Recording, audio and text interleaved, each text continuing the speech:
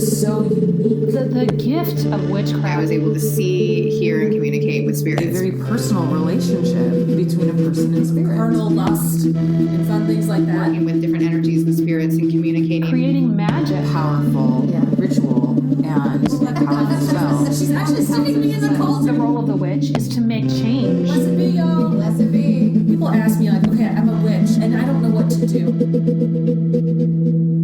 20 years ago, 3 young friends realized they were witches. They scattered to different parts of the world following magic and spirit. Now, they're back in their hometown to share what they've learned. Welcome to That Witch Life Podcast, your home for living as a witch in today's world. Welcome, witches, to another bonus episode of Witches in Quarantine. We are this time going to have a very special guest who's joining us. His name is Matt. You may have heard him in a previous episode with us, which was fantastic. We will have a link to that episode on our website. Mat Auryn is the author of the recently released Psychic Witch, a metaphysical guide to meditation, magic, and manifestation. He also runs the blog For Puck's Sake on Pathos Pagan, as well as the column Extra Sensory Witchcraft in Witches and Pagans magazine. Thank you, Matt, for joining us. It'll make it much more interesting to have someone else on the podcast with us. Yeah, thanks for having me back. I'm happy to not be driving on my cell phone in Maine this time. Oh, yeah. Forgot about that. It was still a great episode. I think it's also really cute that Matt was saying that he thought he would have a cocktail before coming on the show and then declined out of professionalism. And we said, oh, dude, you should probably, that was a mistake. I have vodka in my ice cream. I posted it on Instagram in case anyone doesn't believe me. I said when ice cream just won't do. Oh my God. And Kanani was mad at me because I was late to get on the recording. It's because I couldn't find my weed chocolates, which I felt I was going to need, and I'm eating right now. So this is I feel like this is the definite time to have weed everything. Well, I'll tell you what, I got these weed chocolates because I helped out a senior in need during this time of social distancing because she was in vulnerable health and shouldn't be going into grocery stores. So I told her I was coming by and I was going to drop off the medicine she needed, didn't go inside, just knocked on the door. We did the exchange and she said, I got something for you. And I'm like, okay. And she comes out with a jar of homemade weed chocolates that are all in the shape of little animals. They're so cute and they're so wonderful. And this is why you should help your seniors in need. That's all. That's amazing. I was just talking to a friend today because they were talking about how in Oregon, they've allowed it so that pot shops can either sell out in the front of their store, not in the store, and or they can do delivery. Oh my God. And I was laughing with my friend and I'm like, isn't having a guy show up with a backpack of weed, have we just come full circle? Isn't this the way it was a year ago? Full circle. It's so Oregon too. They have, there's strippers I saw somewhere are doing home deliveries where if you need it, you need to see a pretty girl dance, they'll actually come to your house, I guess. I don't know. Did anybody read that article? I saw that where they're doing food deliveries. Oh, they're doing food deliveries. Oh, they're doing food deliveries, but yes, so if you pay them, they'll dance to your house. That's awesome. Oh yeah, Boober Eats is what they're calling it. So they're calling it Boober Eats. That's hilarious. And so good. That's so good. I was like, wait, I said that and I was like, wait, were they talking about some other dance thing that I just totally messed this up?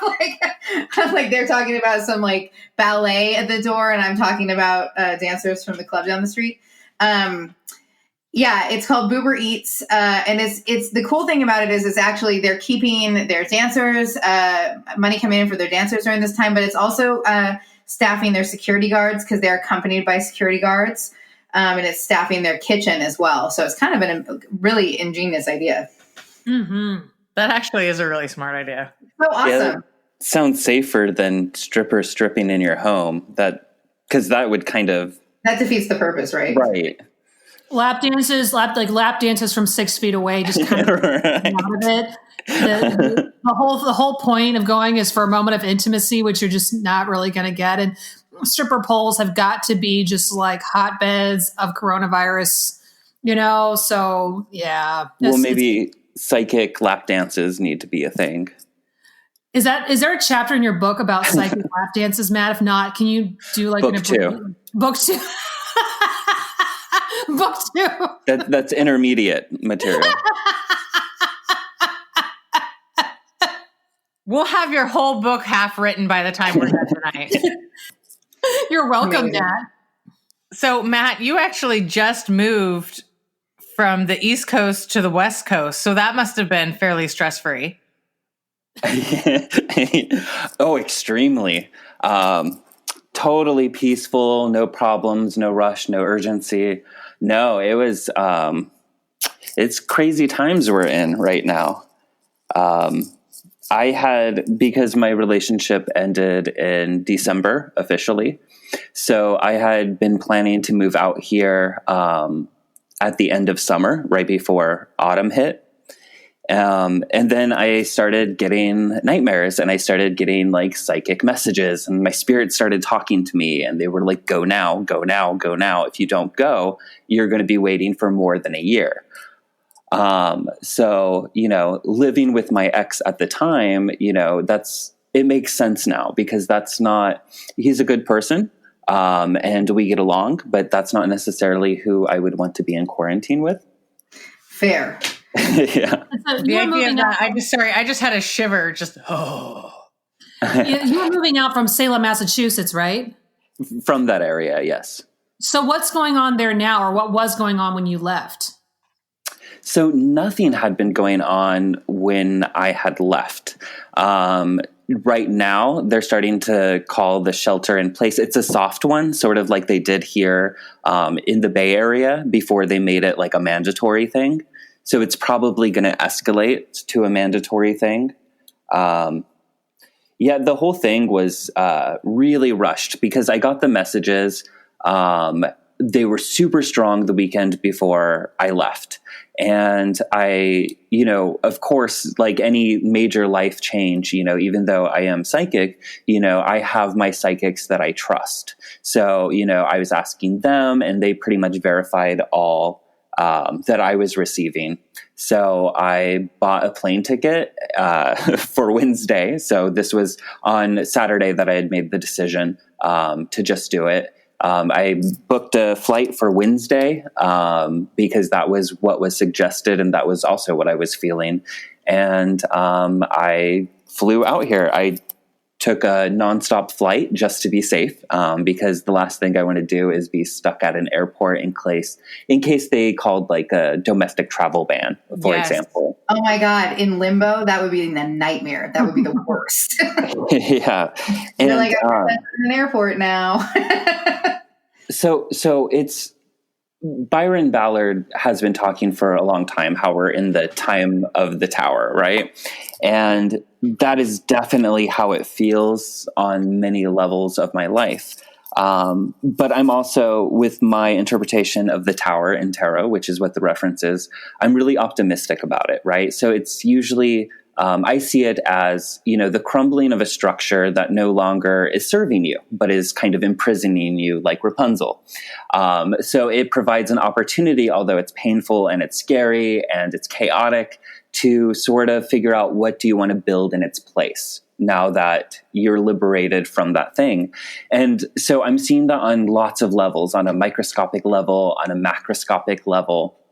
And something that a lot of elders told me about my book release is that if I write on a subject, I will most likely be tested by the universe on it. So one level, I feel I had this personal test of just trusting my psychic information, even though it felt crazy, even though there wasn't, this is before the pandemic got really hyped up. And I'm not saying hyped as if it's not real, but before the extremity of it started growing.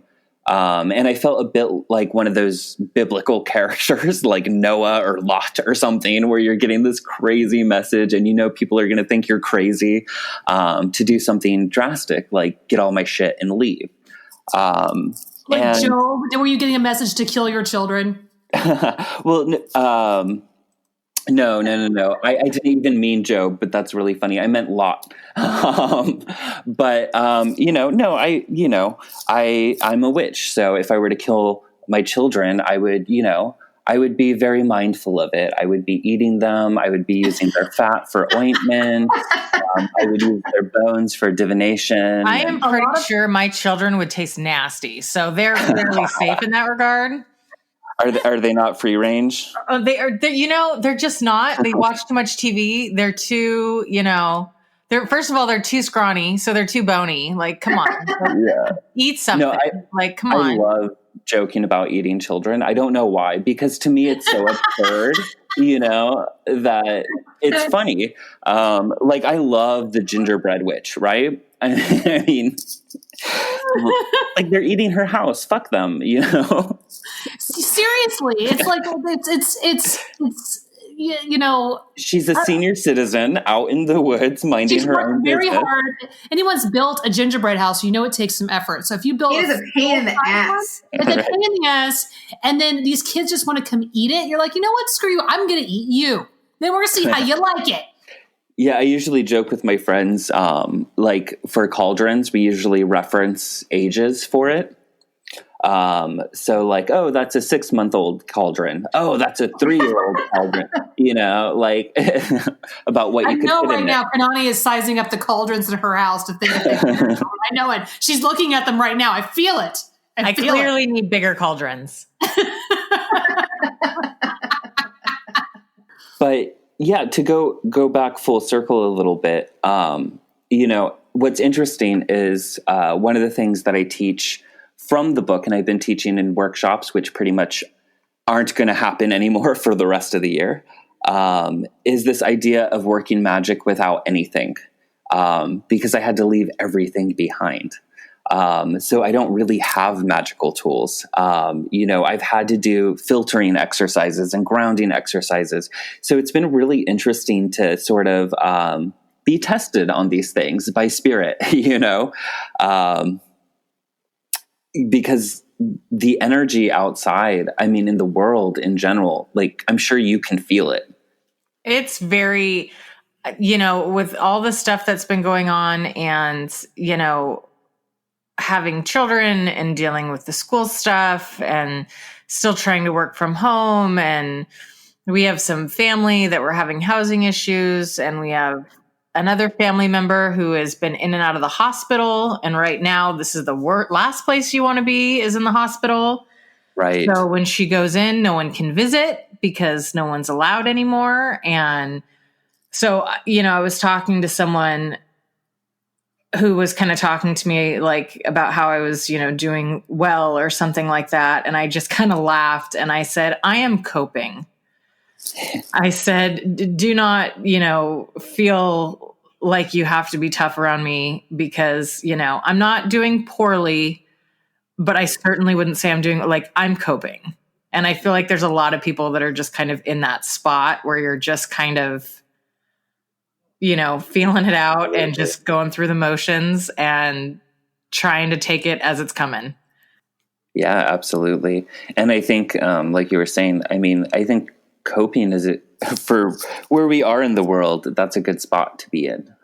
It's not ideal, but it's the Tower card right now. And I know what's really gotten to me is that we're just at the beginning of this tower falling. Yeah. Right. This is almost like, I think I realized today this was going to be like the prequel, and that we're into the meat of things, as people say, next week. Anyway, here in Oregon, they're anticipating the peak to happen in mid-April. So we've got a couple of weeks of watching this happen. And it's slowly been hitting home for me just how serious this illness really is. I know of 2 people who have lost close friends and relatives to this virus in the past week. One of these mutual friends was someone that I probably came across when I was in New York City, because we used to frequent the Bowery Poetry Club together. And so now he's gone. And then the cousin of a guest we had on this show last year passed away. I'm not going to say who, because I didn't get their permission, but it's hitting home pretty quickly. And now I'm hearing people say things like, please pray for my husband, please pray for so-and-so, they're very ill. And I'm wondering, did they get food poisoning or do they have COVID-19? Which I realized the last episode I was calling Corvid-19 the whole time. So something about crows. I've been doing that as well. Really? I didn't even notice that.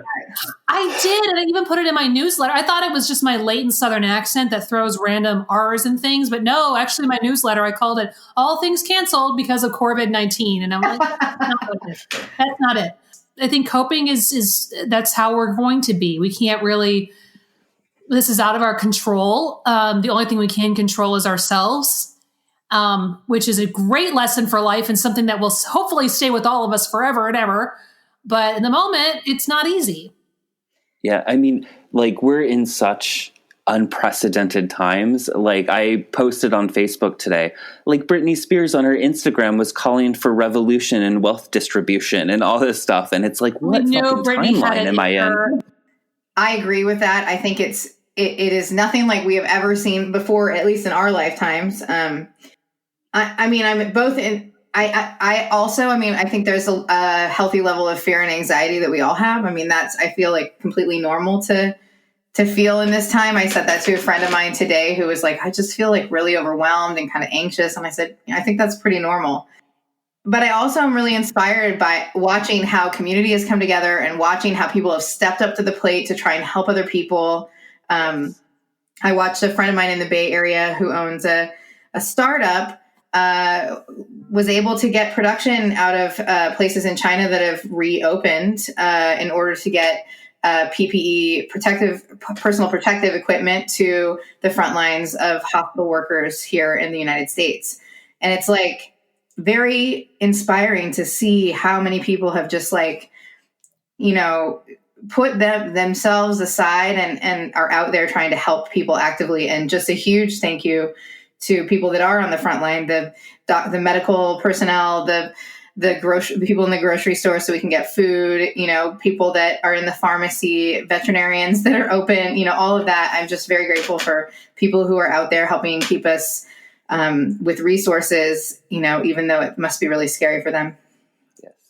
So everyone that had to hear my phone beep because I forgot to turn it off, I get text messages that say things like, need a jar of seawater? I'm collecting soon.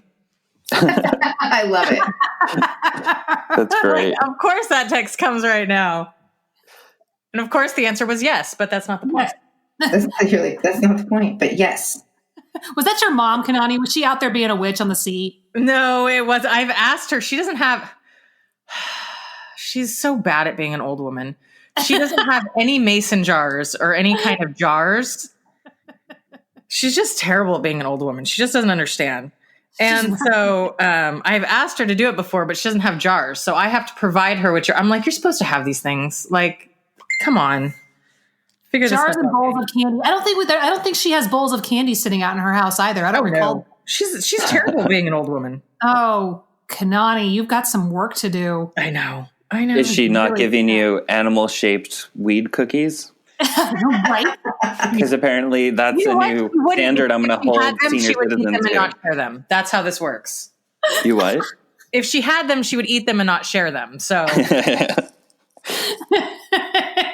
she very well might have them, but she would hide them from me and keep them for herself.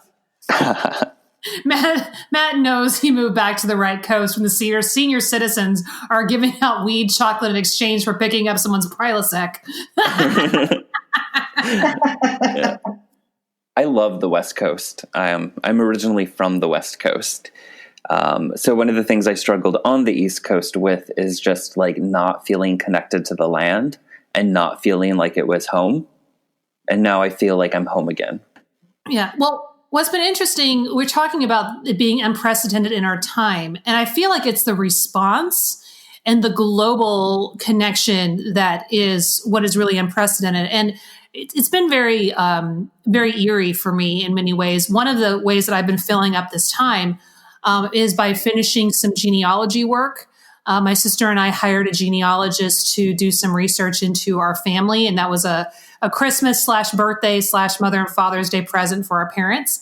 And I was finally collecting all the information for my dad and looking at his in comparison with my mom's and seeing how in both sides of the family, we lost patriarchs to the Spanish flu.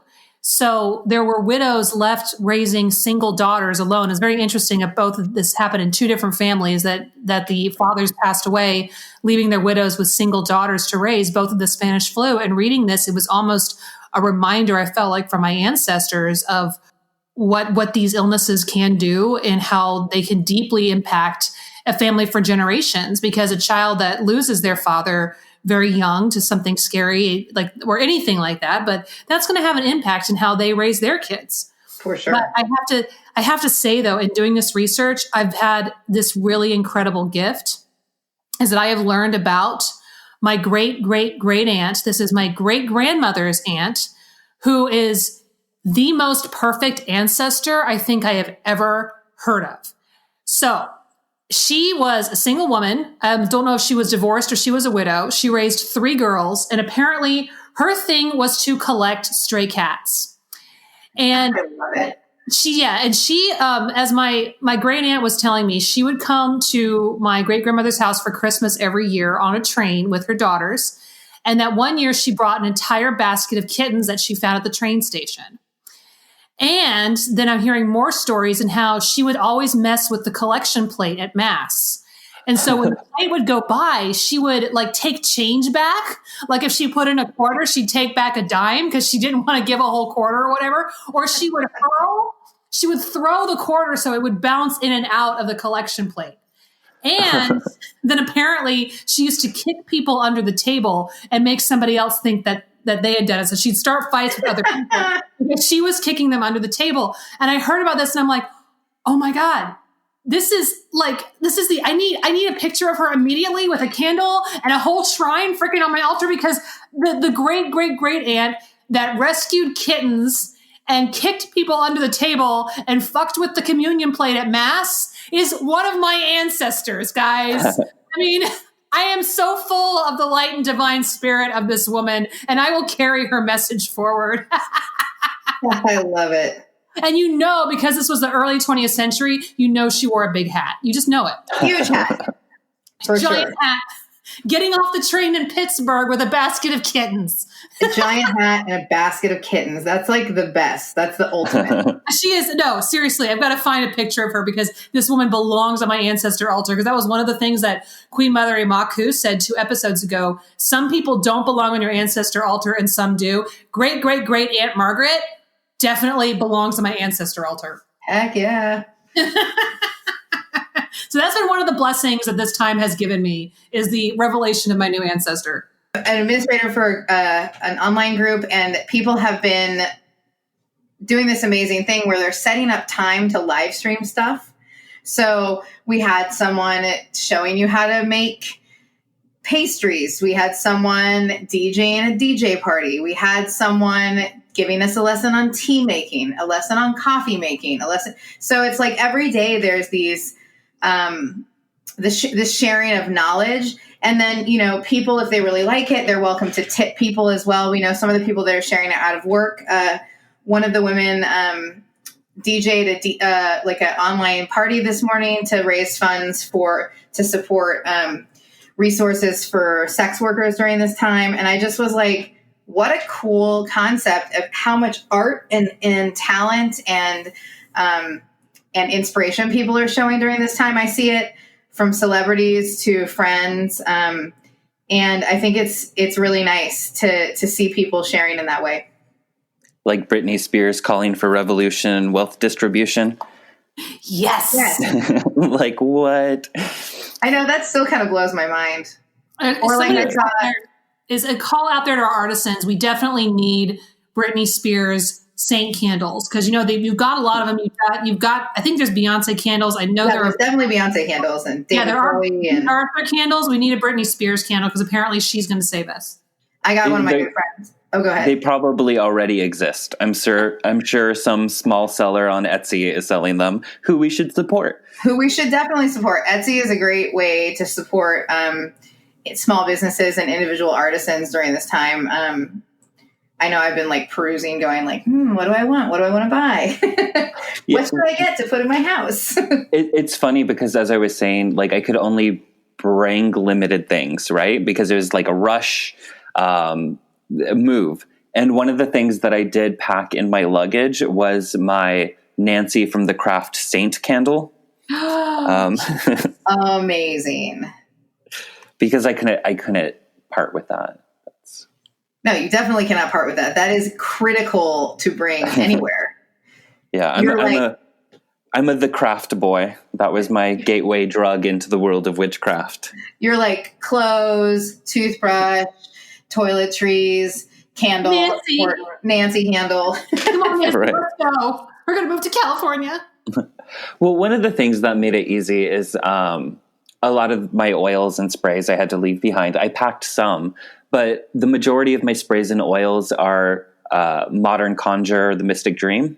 So if there's any that I can easily replace now, because I'm now living with them, I'm roommates. So That makes it a little to bit get you easier. some sort of a discount. Like, I'm sorry. yeah, right.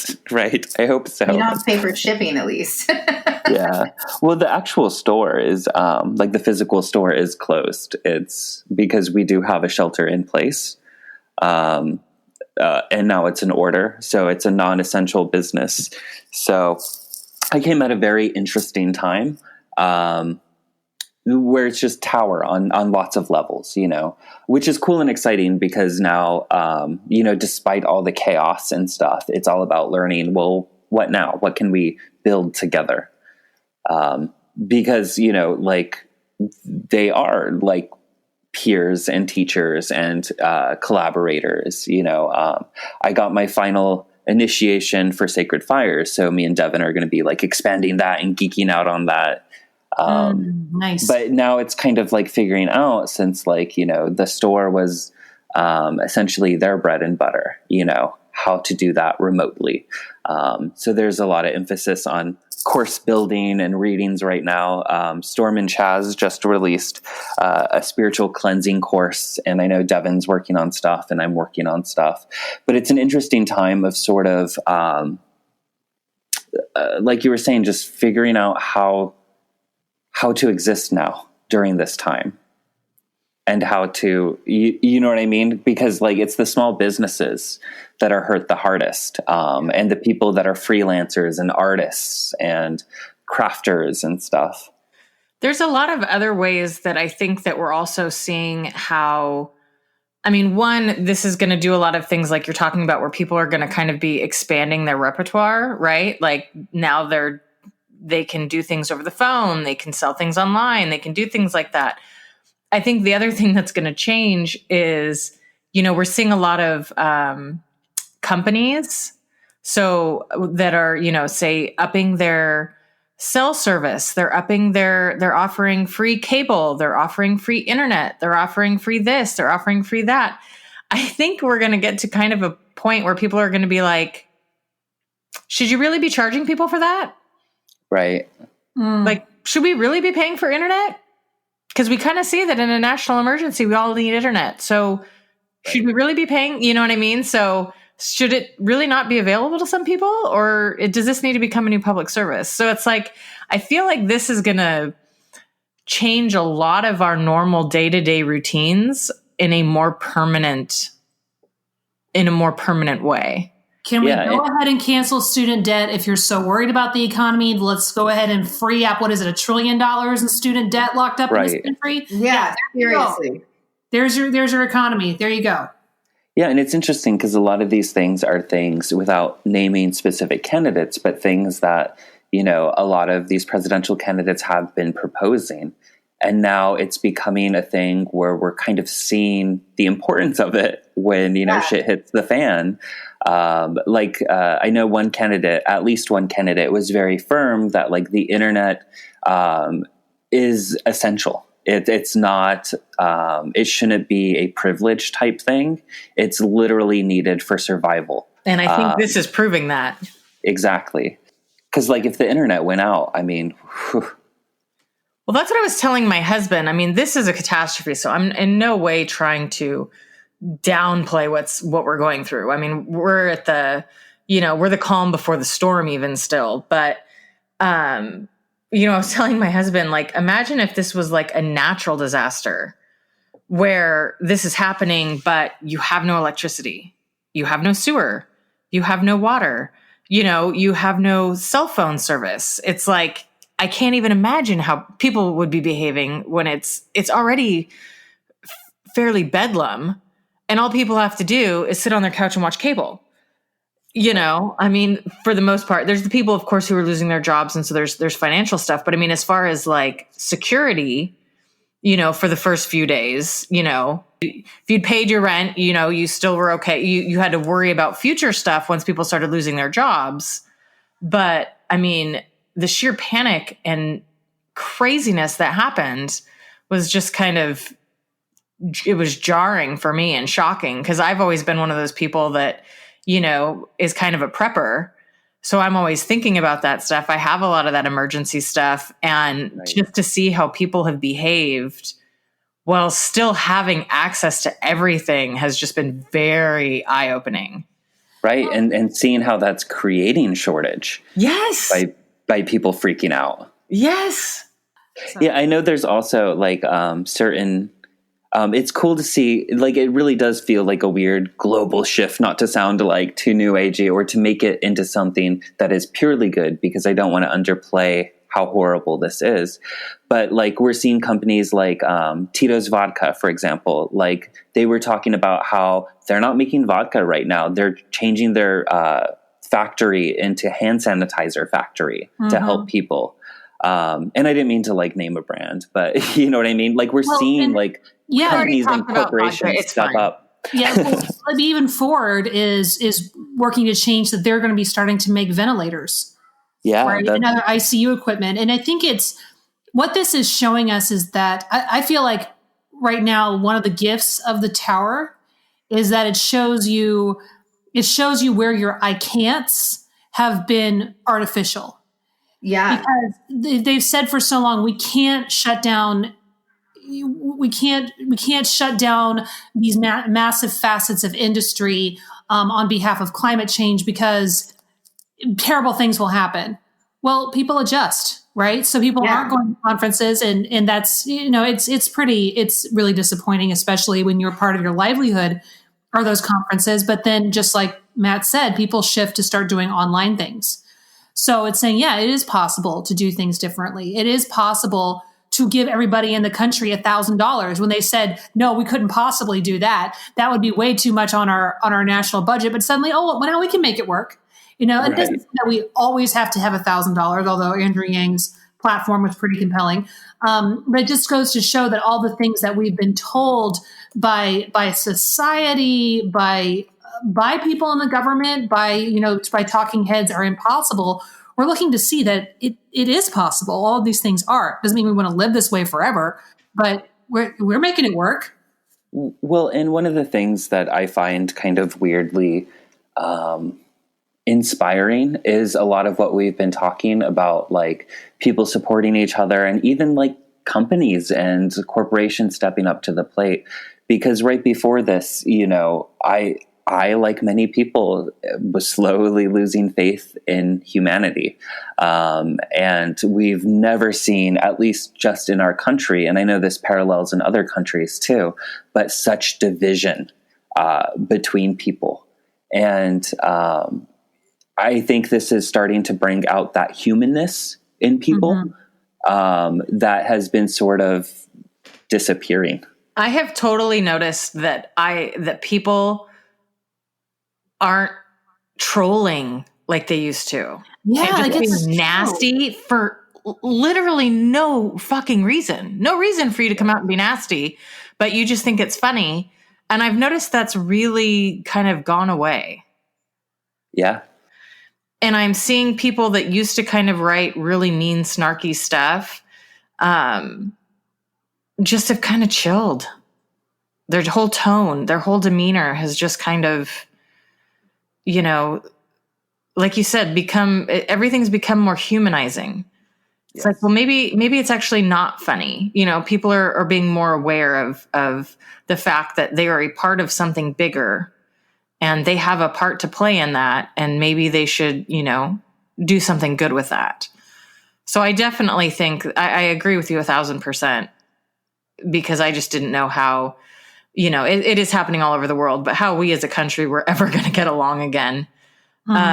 Because it just seems so far apart, and suddenly all of that stuff just seems so trivial, right? And everyone just wants everyone to be okay.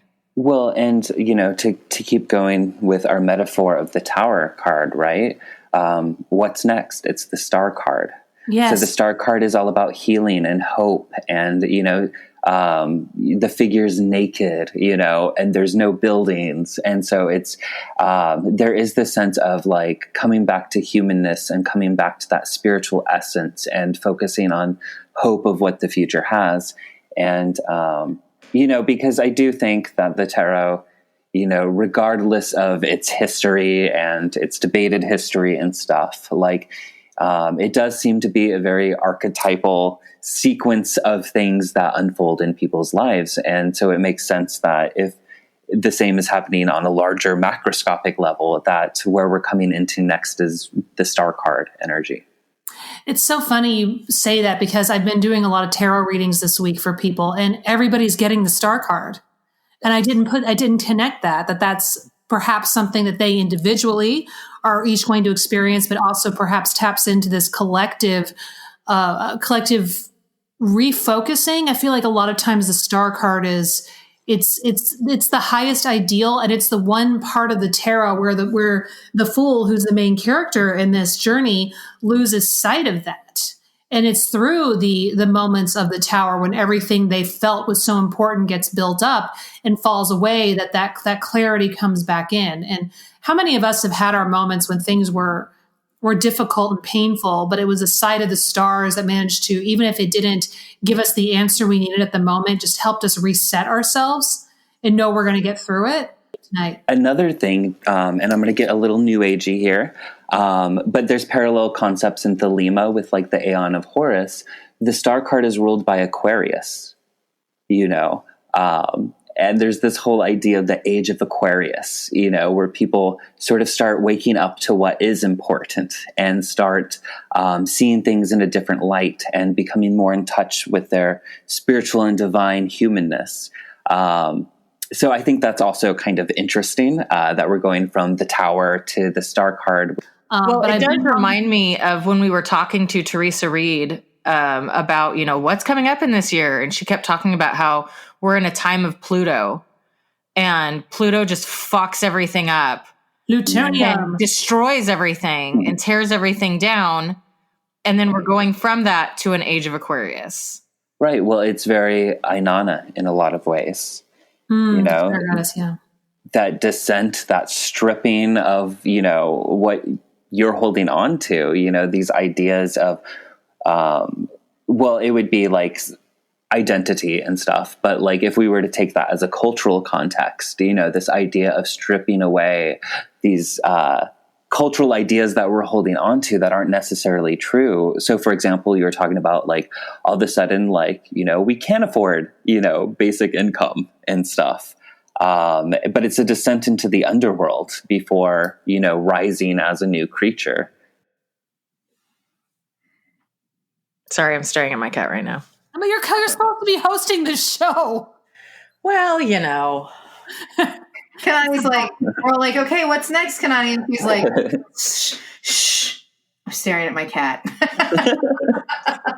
Boring. Well, what I was going to add, we were talking about, supporting people in business and things, that when the virus has passed and when all of this is over, we're going to feel the effects of this in the economy for a while, especially among our beloveds who are in service work, and so one of the things we asked for, and we are still open to this, our Witchcraft listener our witches who are listening, who are artisans, to let us know about your store or your online business. So friends, if you have the ability to go ahead and do your Christmas shopping early, now's a good time to do that and try to support people, especially if they're not able to get in and do their jobs at the moment. We talked about the Mystic Dream in the Bay Area has now has online merchandise. Is that what we understand, Matt? Yeah, and because there's the whole academy aspect of it. Yes. So we're trying to provide workshops and even just like single download type things, for low prices, just to give people to be doing the teaching and the stuff. I do believe that they're still selling things through the actual storefront, the online storefront, obviously not the store itself. Mm-hmm. But yeah, it's just sort of like a refocusing, but it's good because this is something that like we had been talking about doing for a long time, but has been put off because, they have a store to run. Right. And now it's sort of like the universe forcing it. Yeah, I think a lot of people are experiencing that, the projects that they've been putting off. I know I recovered a chair that I put off recovering for 2 years. It took me all of 10 minutes, and I will learn nothing from this, and I will put off other projects for 2 years that could be done in 10 minutes. But now I've got this really cute chair that's recovered with mermaid fabric. That's exciting. It's so cute. You have to come visit and see it. I'm going to take it. No, you're not. Yeah, when the plague's over, we should take a road trip up there and. So some other stores that are selling online right now, the Raven's Wing and QMeb, but also check your local metaphysical store as well. Many of them may be doing things online. And there's a number of stores that are completely online that you might want to know about. And these are all witches, many of whom are listeners to our show. Gaia's Workshop Drums, drum making and other sacred art. There is an Etsy link. You can get that on our website. Also, Smashing Ivory Production, which is music and fancy photography. And then there's, I think it's pronounced Swandi. It's an alt electric trio from South Africa, whom you can find on Spotify. And the Witches Resistance online store, they have magical candles and herb concoctions, as well as lots of paraphernalia to let everybody know that you were part of the resistance. There's an Etsy store called Alchemical Goddess that is featuring absolutely beautiful handcrafted pagan talisman jewelry, and I believe is also now selling our spell cards. So that's pretty Yes, she is. Yeah, and then Transcendence Arts, a gallery of artisans' spiritual and metaphysical pieces, created to add lasting beauty and gentle, loving ambiance to every sacred space. Are they carrying the cards? They're also carrying our cards. We actually, with all of this stuff going on, we continue to have stores contacting us wanting to sell our spell cards, which I cannot tell you how much it warms my heart. Seriously, it's amazing. To be able to be mailing them out and making them, and just, it feels amazing. So yes, buy our spell cards because it makes us happy to send them to you. So amazing, incredibly magical artist that I know, Addie Miyako McClure. She is just created the Botan Tarot, which is a whimsical deck illustrated in watercolor, drawing inspiration from Art Nouveau, Addie's Japanese heritage, and the characters from folk tales she grew up with.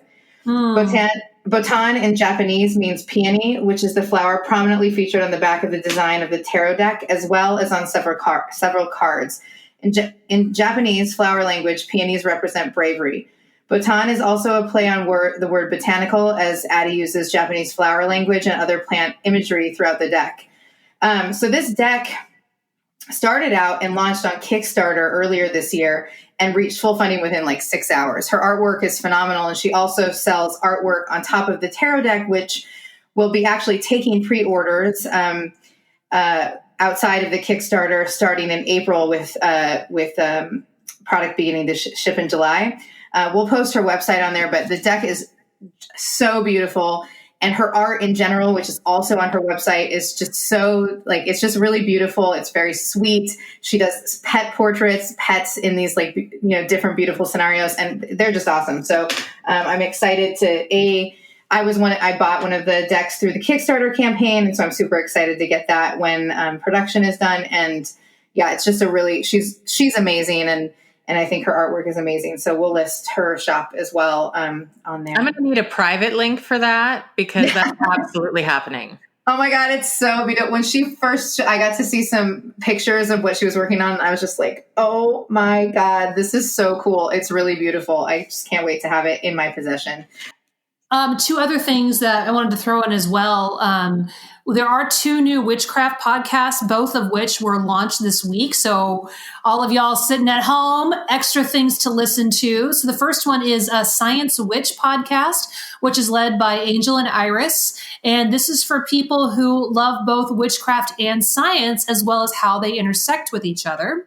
Awesome. Yeah, I know. This is like totally my speed, as is the next one, which is When God Was Queer, which is a weekly podcast in which Dakota St. Clair shares various legends, lore, and myths, which function as divine reflections of LGBTQIA+ identities and experiences. I'm a huge fan of Dakota. I knew them when I was living in New York City. And so I'm very excited that they've started a podcast. And both of these are available on Anchor. So Hilary, you mentioned that you had that tarot deck, and then you had also mentioned that you had possibly some different causes and whatnot. Yeah, absolutely. So there are 2 causes. One is there's one that's local to where we are, so local for Oregon State, and there's another one that's a general one that is helping kind of all over the place in multiple countries. So the local one is called the Oregon Community Recovery Fund, which will rapidly deploy resources to community-based organizations at the front line of the COVID-19 outbreak. And we'll put a link to that on the website. And the other one is called the Center for Disaster Philanthropy. And it has established the COVID-19 Response Fund to support preparation, containment, and recovery needs with a focus on nonprofit organization working in areas with high numbers of cases and those working with vulnerable populations in those areas, including hourly and gig economy workers, immigrants, elderly adults, and individuals with disabilities. So we'll post that as well. So those were 2, we'll try and feature some each episode while we're going through this, just areas that you can give back. I think it's really beautiful. I see people like giving exercise classes for free online, meditation classes for free online, just anything to help us all get through this together. And I think that sense of community is just a really powerful thing. And I think that it's what is going to get us all through this together, I've been streaming videos of my dog sleeping. Yeah, we know. It's my charitable thing for I sent a picture to Kanani and Courtney, but my charitable thing for the week is the rescue that I adopted my dog from had a foster family pull out with a dog that was in transport, and so we are going to be fostering a 4.5-month-old puppy coming from Texas named Yoko, who is pretty much the cutest thing ever. She looks like some sort of Catahoula or Catahoula mix, which is my dog here. Riley is a Catahoula mix, lab Catahoula mix. And so they're basically the opposite color pattern. Riley's dark with light patches, and this one is light with dark patches. So I'm pretty sure that we're going to have a lot of things to do to keep us busy. Puppies are a lot of work, but also lots of cute cooing at the dog. And we'll definitely post photos. I am so mad about this quarantine thing now because I really want to come over and play with that puppy, and I can't. And we'll do virtual puppies. It's not the same, and you know it. Puppies make you cuddle. They're like wriggly and cute and warm. I'm sad. No, I know. Everyone was like, a lot. Actually, it was one of my coworkers who had brought it up when we were before we had actually closed, but when we were talking about closure. And, she said, this is a really good time to foster. And especially now that, of course, many people are at home during this time. Most people are at home during this time. For us, we were like, well, yeah, it's, fostering a puppy right now is doable, where maybe normally it might not be because of our work schedules. So it's really, it'll be a nice uplifting addition, although I'm sure chaotic uplifting addition to our household. One of the things, so since we're doing the bonus episodes, and we'll be doing another bonus episode next week, I was thinking it would be fun.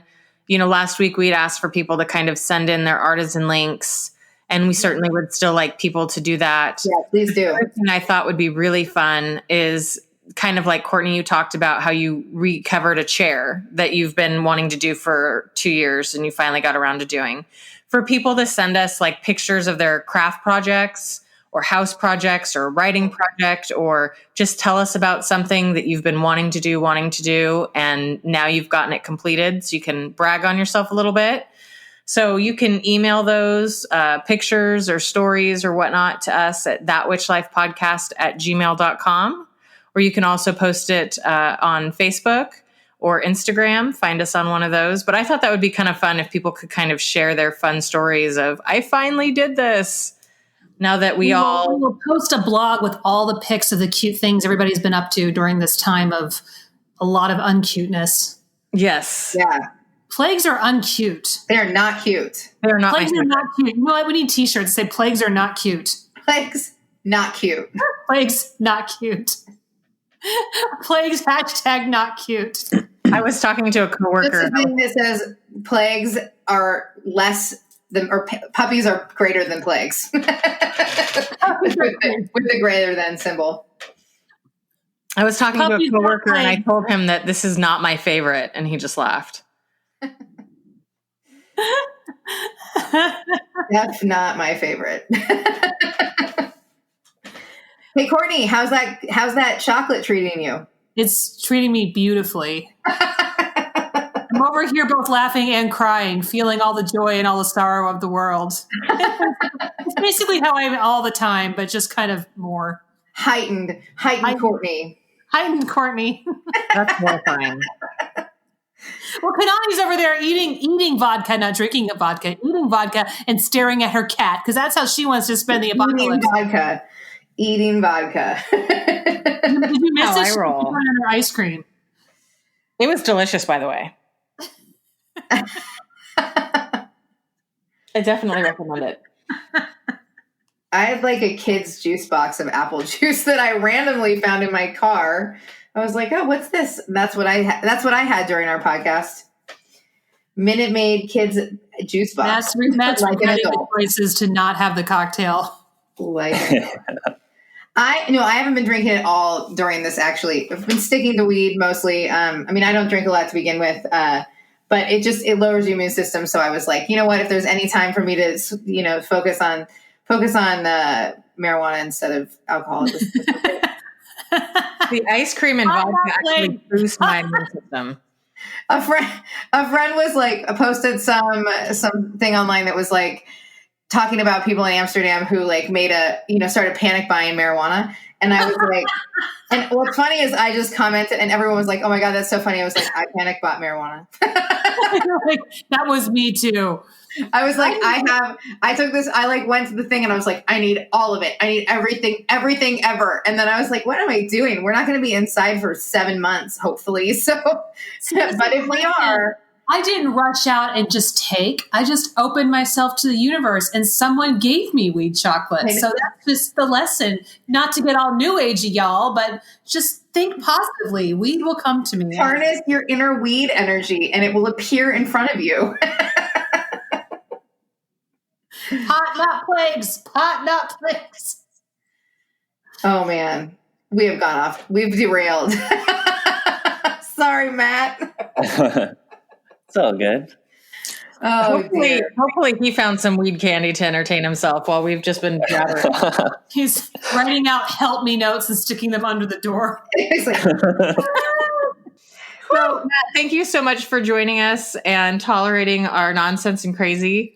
I was just wondering if you kind of had any favorite meditation intention or anything like that you're kind of using right now that you might like to share with anyone. Yeah, there's a couple, but one of the things I really want to drive home is just meditation in general at this time. And not just because, we need to calm our shit down, but, I try not to get too pseudo-scientific with anything. But there have been numerous studies that have shown, and they're not quite sure how, but meditation does boost the immune system.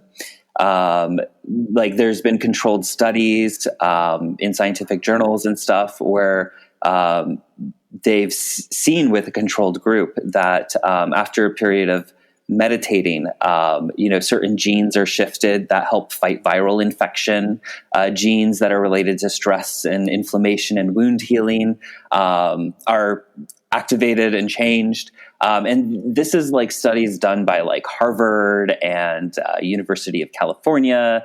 And, so I think right now a major thing to do is reframe meditation. So not to reference my book again, but one of the things I talk about is how a lot of us, and I was in this boat too, meditation, we just kind of sigh and we're like, I don't want to do it. There's a lot of resistance, but really reframing that as self-care and as something that you do for yourself, not because you're obligated. Because whether you get the health benefits from it or not, there is something about that keeping your sanity and keeping your emotional strength. Beyond that, a lot of things that I've been doing that have been helping me is obviously grounding. There's a volume control exercise that I talk about in my book, and I think I may have talked about it in the last podcast, which is when you're starting to feel overwhelmed by energy. So like earlier, I was talking about how the energy is so intense outside, like it's just in the air, this idea of imagining that you have a volume knob, and when you turn it down, that your input is turned down. The main thing that I've been doing is an exercise from my book, and I'm trying not to be like my book, but that's where I promise you, if I wrote a book, I'd be like my book. Yeah, do it, please. Your book all over the place. So the exercise that I've been doing a lot is exercise 44 in my book, which is a filter shield. So it's essentially taking a moment and visualizing the energy around you, like your aura, and then imagining that there's a mesh strainer of silver light around it, and then a gold strainer around it, and then using your intention to program it, because we're witches, right? So it's not all about visualization. It's about that willpower of moving that energy and empowering that visualization to be magic. And then, I have my little witchy affirmation that I state, which is bilunar and solar, opposite and polar, energies that harm and wilter cannot pass through my magic filter. So I've been doing that a lot. And, I'm not saying that that's going to protect you from viruses. I'm not saying that at all. But there's a lot of funky energy out there. And as someone who is psychic, and I believe everyone is psychic, it's overwhelming. It's very overwhelming at the moment. So just that kind of mindfulness of like, what is my energy? What am I allowing into my energy? Taking a moment to ground yourself, to center yourself, and just, that mindful meditation of just taking time to just, meditate and see that as something you do for yourself, something you do as self-care, as opposed to just another chore that you feel you need to do. I think would be very beneficial for people at this moment. I think that's phenomenal. We had talked about kind of meditation and stuff the last bonus podcast we'd done, and I think that's a good way to look at it, is try not to look at it as something that you just should do or need to do, but just really think of it as self-care and something that is like a gift that you're giving to yourself. Exactly. And also, when it comes to things related to the virus, because I'm such, though she's my friend, I'm still a fangirl of Laura Tempest Zakroff. Yes. And she's been creating these amazing sigils for like, boosting your immune system and, emotional self-care and making sure you have all your needs met. She's really stepping up to the plate. I love her work. I love her method of sigil creation, because I think right now is also an opportunity for people who are homebound to really, do those things they've been putting off in regards to their practice and their development. So like employing sigils, working meditation, developing their psychic ability, getting back to strengthening a daily practice. We're given this opportunity. We're stuck at home, right? No, 100%. And I think also when you are in such a stressful, chaotic relation, or when you are in such a stressful and chaotic situation, I think giving yourself some sort of routine can actually be really helpful. And so this could be a great time to kind of work some more magical practice into just your normal daily routine. Absolutely. Absolutely. I definitely find myself having the space to do that more than I have before, obviously I always have work magic into my life, but I have found myself with time to actually work on some of the areas that I want to, or delve more into areas that I want to, and being able to use magic as self-care, but also to affect change in general, and having the space to do so has been nice too. Totally. I'm waiting for Courtney. Courtney usually jumps in. Pardon? Or are you going to... You're hosting today. Well, that doesn't stop you. Oh, well, everybody else said things that were already... I'm like, okay, that's covered. If Courtney needed to follow along with things for this episode, Kanani, she probably should, you probably should have let her know before she ate the weed candy. That's true. Excellent point. Well played. Courtney's like, isn't everything nice over here?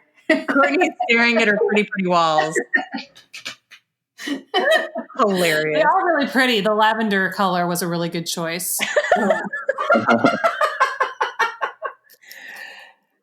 And with that. And there we are. Thank you, Matt, for joining us. And we are very happy that you are back with us on the West Coast. And we will absolutely make arrangements after all of these shenanigans to have a get together and have some fun, because share survival stories. Yes, absolutely. Yeah, no, thank you so much for having me on. It's always fun. I don't reappear on podcasts if I don't have fun or I don't enjoy it. And I find you entertaining. And that's a big part of it, as I'm sure Courtney knows. Like, once you start doing lots of podcasts, like other people's podcasts, you don't want to go back to the ones that feel like it's pulling teeth. No, you just have to hope that next time we're a little more sober, apparently. or you're a little less sober. That might help. It's a balance, like maybe a little more sober on our part, a little less sober on your part. We'll even it out. I will absolutely make a point to come see you guys next time I come down, and I would love it if that would be great. That'd be so much fun. Yeah. And I think that's important. We all just need to remember that as awful as all of this is, it is temporary. It is temporary. It is temporary. And if not, we'll find new ways of being, and we'll create, new witchy plague masks. Just what I need another accessory to buy. Yeah, I mean, like, humans are resilient. Humans are ingenious. I think that this is a big wake-up, shake-up call, and it's devastating in a lot of ways. It's scary in a lot of ways, but I'm an optimist, like we were saying, after the tower is the star. So we got to hold on to that star, that hope, that goodness in humanity and the universe and each other, and figure out how we are going to tap into that Aquarian energy. I did look it up. It is Aquarian. For sure. You're like, I'm for sure this time. Yeah. Which I think is beautiful, Beautiful. And now it's the time of, so now I have the age of Aquarius stuck in my head, that like 70s. Yes. Yeah. Like for the whole week, people have brought up Aquarius to me, and it's like, I'm like, oh no, that song is never going to leave. I have the Twin Peaks theme song in my head, so I'm ahead of both of you guys. I've never seen Twin Peaks, and that's one of the things Chaz is like, no, you're going to watch all of them. He's like, you won't understand me as a roommate if you don't watch all of them. I'm like, okay, I don't know how to take that, but I'm down. Yeah. I don't think I've ever seen them either. Oh, but Kanani, there's something I want to double check. You have seen Monty Python and the Search for the Holy Grail, haven't you? I know I should say yes. Oh, no. Oh, my God. You need to go watch it immediately. No, so it's on Netflix, and actually you can watch it with the kids. There's only one reference to oral sex in there, and the rest of the time it's totally PG. It's just, it's they would love it because it has crazy British accents in it. It's so funny. It is all right. funny. We'll add that. We'll add that to our list then. That would announce that. So maybe you should watch it this week so you can review it on the next episode. I think that would give people a lot of joy. I will do that. I will watch it this week so I can review it. But I will remind everyone, my children have seen every episode of The Owl House. Oh, good. Oh, I haven't seen that yet. I want to. It is so good. Is it? Yeah. It's a great little sitcom. We have it on season record, and my kids have seen every episode at least once or twice. Oh, that's awesome. All right. Well, thank you so much, Matt, for tolerating us and our shenanigans. And, hopefully next time we have you on, it'll be, we'll all be having a lot more fun in our houses. And I really want to thank you. I'm glad that you had a safe trip to the West Coast. I'm glad you're back. And I just want to thank all our listeners. Just know that we are thinking about you. We are going to keep doing these weekly additional podcasts to kind of just check in and to kind of hopefully send some good vibes out there for people who we are sure, are having some difficult times or just kind of trying to find some things to do. So thank you for listening to us. If you do have projects that you've been working on that you've completed, please feel free to send them to us. We'll create a blog post of all the pictures and let you brag about yourself. And if you have a artisan marketplace you would like us to advertise, we're happy to do that as well. Thank you so much for joining us, and we will talk to you next week. Bye, witches. Bye. Bye. Join us on the first and third Mondays of the month for magical tools, tips, and stories about living as a witch in today's world. Find us at thatwitchlife.com for archived episodes or to ask your burning questions for us to answer in a future podcast. So mote it be.